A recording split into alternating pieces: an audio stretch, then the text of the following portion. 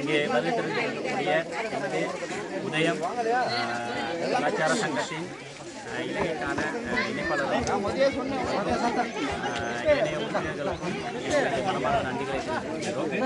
இந்த வகையில் இன்று எனக்கு இந்த கிடைத்த இந்த உதவியானது எம்மால் மறக்க முடியாத ஒரு உதவியாக காணப்படுகின்றது.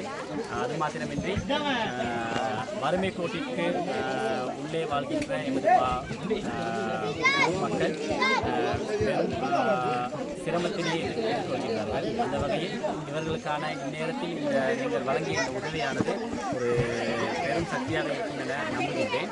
அதே போல எமது பாடசாலை மாணவர்கள் பெரும் இன்னல்களுக்கு மத்தியிலேயே கல்வி கற்றுக் கொண்டிருக்கின்றார்கள். அவர்களுக்கான கற்றல் உபகரணங்கள் மற்றும் அவர்களுக்கு தேவையான கணினி வசதிகள் என்பன நமக்கு போதாமை காணப்படுகிறது. நகர்ப்புறத்தில் இருக்கும் பாடசாலைகளை எடுத்துக்கொண்டால் கூட இவ்வாறான பிரச்சனைகள் எங்கும் இல்லை. ஆனால் எமது பிரதேசத்தில்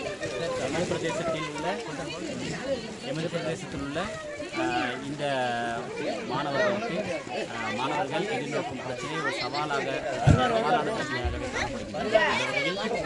தங்களால் இயன்றளவு நான் ஒரு ஆசிரியராக கடமையாற்றிக் கொண்டிருக்கின்றேன்.